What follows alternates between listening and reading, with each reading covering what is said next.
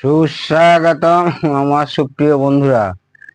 আজকে দীপঙ্করদার কাছে এসছে, মানে আপনাদেরকে দেখাতে চলেছি Nakamichi made in Japan, model number AV1। এটা একটি 5.1 ট্রানজিস্টার উইথ এসটিকে দিয়ে তৈরি সেট। কেন এসছে, কি ফল্ট নিয়ে আপনাদের সামনে আলোচনা করব। এসছে হচ্ছে ফ্রন্টের লেফট চ্যানেল সাউন্ড আছে, কিন্তু একদম নয়েজি সাউন্ডে ভর্তি। প্রায় 30 ডেসিবেল অবধি background noise all continuously all time create করে যাচ্ছে। বাকি সব কটা চ্যানেল কিন্তু ঠিক আছে আপাত দৃষ্টিতে। তো সেটটা সম্পর্কে একটু বলা ভালো। সেটটা ভালো সেট, কিন্তু অনেক পুরনো মডেল। এইবারে এর মেন কাহিনী নিয়ে আসছি। সার্কিট ভেতরে কি কি আছে, কিভাবে কাজ করছে, আর ফল্টটাই বা আপনারা কি করে, মানে ফল্টে কি করে আপনারা পৌঁছবেন। ঠিক আছে বন্ধুরা? তো বন্ধুরা, এই হলো পুরো ভেতরটা। দেখুন, পেট কেটে ফেলেছে দেবমালা। খেলার মাঠ হচ্ছে এই, প্লেয়াররা সব বসে গেছে। Baby transformer, output main transformer. Baby transformer কিসের জন্য কাজ, বহু ভিডিওতে বলেছি, অন্তত 600 বেশি ভিডিওতে বলেছি। আর মেন ট্রান্সফরমার হচ্ছে, এখানে বলছি, এই যে তারগুলো দেখছেন, এটা হচ্ছে ইনপুট সিলেক্টর। যেহেতু জাপানের সেট, এটা ইউনিভার্সাল করা হয়েছে 120, তারপরে 230, 240, তিনটে ধাপ এখানে আছে। 120 মানে 110 ধরো। আর আউটপুটে এখানে আছে 45 একটা আছে, 24 একটা আছে, আর একটা 16 আছে। ট্রান্সফর্মারটা দেখতেই পাচ্ছেন, মিনিমাম 10 অ্যাম্পিয়ারের হবে।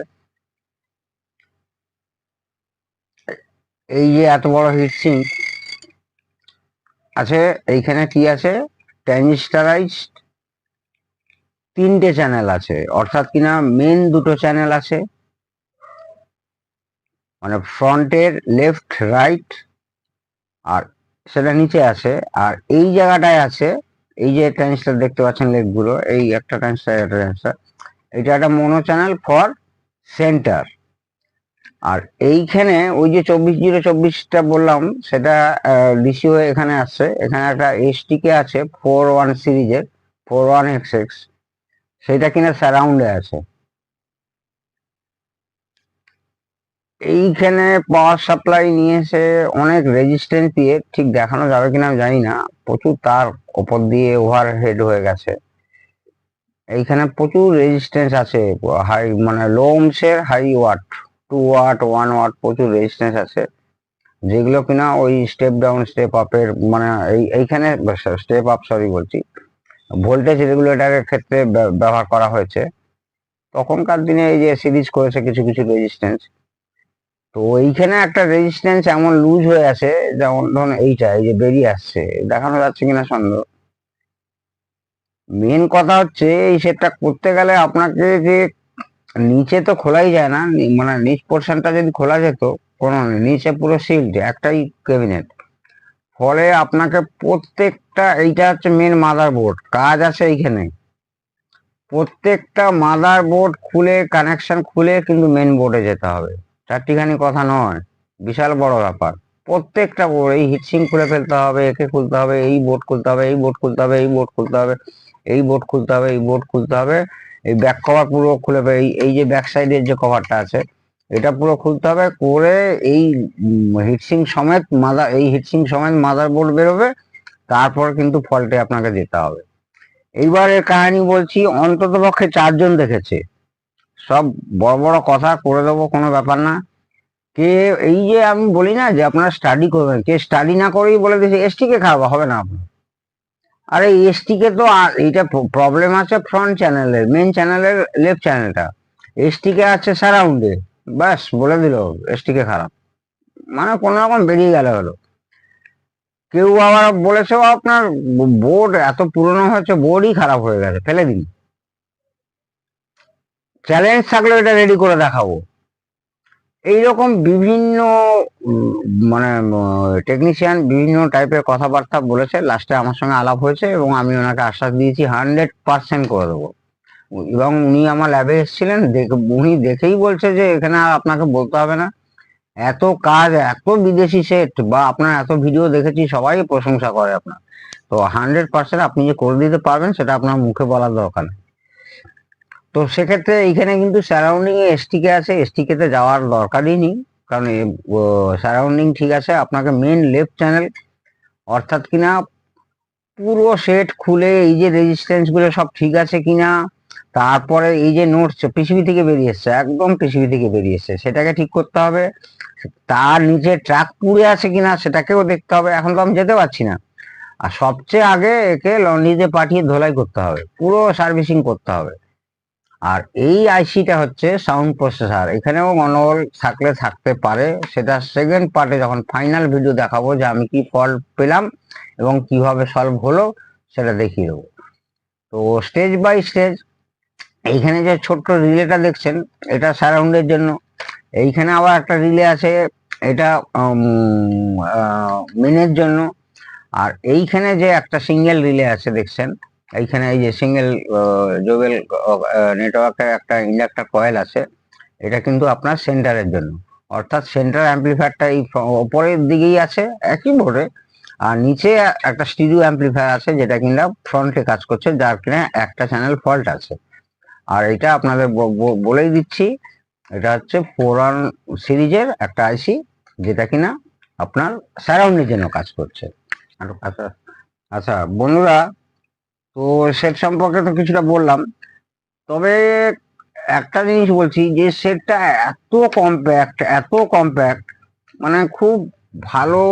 প্রথমত প্রচন্ড ধৈর্য এবং খুব ভালো কাজ জানলে তবেই কিন্তু এই ধরনের সেট নেবেন, নাহলে ওই আগে যে 4 জন উল্টো পাল্টা কথা বলে গেছে ওদের কথা শুনবেনই না। নিজে পারলে পুরো মানে মেন কাজ আছে এখানে, মানে 99.9% মেন কাজ এখানেই আছে, এখানেই ফলটা বেরোবে। তারপরেও যদি না হয় তখন এই বোর্ডে আসতে হবে, এই সাউন্ড প্রসেসরে আসতে হবে। তো প্রচন্ড কম্প্যাক্ট, ওয়ারিং গুলো পর্যন্ত ঠিক মতো, মানে সবই ঠিক আছে, কিন্তু ওয়ারিং আর কোথা দিয়ে নিয়ে যাবে, এত কম্প্যাক্ট করেছে। আর আপনার ফ্রন্ট চ্যানেল দুটো প্রচন্ড হাই ওয়াটের আছে, ভালো ট্রানজিস্টার আউটপুটে আছে। আর এইখানে যেটা সেন্টারে দেখাচ্ছি, সেন্টারটাও কিন্তু প্রচন্ড হাই ওয়াট আছে, শুধুমাত্র এসটি কে ব্যবহার করা হয়েছে আপনার সারাউন্ডিং। তো অত্যন্ত জটিল সেট, এবং আমার মতে পেছনটা যদি খোলা যেত, পেছনে কোনো কভার থাকতো যে খোলা যেত রিপেয়ারিং এর জন্য, এটা কোম্পানি করা উচিত ছিল, কিন্তু উপায় নেই। এখন আপনাকে মেন মাদার বোর্ডে যেতে হলে পুরোটা সেট আপনাকে ডিসঅ্যাসেম্বল করতে হবে, পুরো সেট। আর বিদেশি সেটে আরো একটা জিনিস আছে এখানে, মানে স্পিকার সিলেকশন, মানে 4 ohms, 8 ohms, 16 ohms, তো সেটাও সেই সুইচটাও আছে। এগুলো বিদেশে, এইগুলো আমাদের অ্যাম্পলিফায়ারতেও এবার থেকে করা আরম্ভ করব। অবশ্য আমাদের অ্যাম্পলিফায়ারের সঙ্গে তো আমরা নিজেরাই এনক্লোজার দিয়ে দিই, সেখান থেকে হয়তো দরকার হয় না। অনেকের বাড়িতে অনেক রকম স্পিকার পড়ে আছে। আর এই স্পিকার ওমসের সম্পর্কে আমরা বলছি, স্পিকার ওমস আপনারা মিটার দিয়ে মেপে যেটা দেখেন যে 8 ohms বা 4 ohms বা 6 ohms, 16 ohms, এইটা অনেকে যে ফিক্সড রেজিস্ট্যান্স ভেবে রাখেন যে এটাই যে ফিক্সড হবে তা নয়। মানে ধরুন একটা 8 ohms-এর স্পিকার, 8 ohms-এর স্পিকারই সাধারণত মানে কমন বেস্ট হয় 4 ohms-এর থেকেও। 4 ohms-এ আওয়াজ বেশি বাড়বে, কিন্তু অ্যাম্পলিফায়ারের চাপ অনেক বেশি বেড়ে যায়। 2 ohms-এরও আছে, 2 ohms ক্লাস ডি বা 4 ohms ক্লাস ডি-তে ব্যবহার করবেন, ক্লাস এ বি-তে সাধারণত 8 ohms-ই ব্যবহার করার চেষ্টা করবেন। সুতরাং আমরা রেজিস্ট্যান্সটা যেটা ভয়েস কয়েলের পাই সেটা কিন্তু লোডের ওপরে ডিপেন্ড করবে, এবং লোডের ওপরে কিন্তু ওর ক্যারেক্টার ও চেঞ্জ করে। ওটা কোনো রেজিস্ট্যান্স ভেবে ওই মাপে চলবেন না, কারণ ওর ওই লোড অনুযায়ী রেজিস্ট্যান্সের ভ্যালুও কিন্তু চেঞ্জ হয়।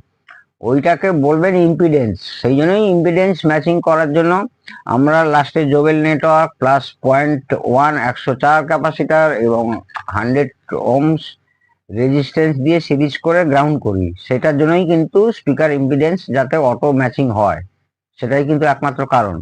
যাক গিয়ে, সেটা একটা বড় সাবজেক্ট, একদিন আসবো ম্যাথমেটিক্যালি ওইটা আপনাদেরকে বোঝাবার চেষ্টা করব যে স্পিকারের সঙ্গে জোবেল নেটওয়ার্কের সম্পর্ক কি, আর স্পিকার কত ওমস কি করে সিলেক্ট করবেন, যে আপনার একটা অ্যাম্পলিফায়ার আছে সেটা কত ওমস কত ওয়াটের স্পিকার আপনি সিলেক্ট করবেন, সেটা নিয়ে একটা ভালো ভিডিও করব।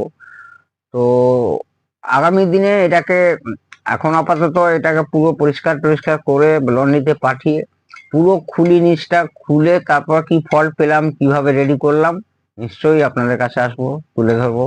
আপনারা প্রত্যেকে ভালো থাকুন, সুস্থ থাকুন। জয় হিন্দ, জয় ভারত।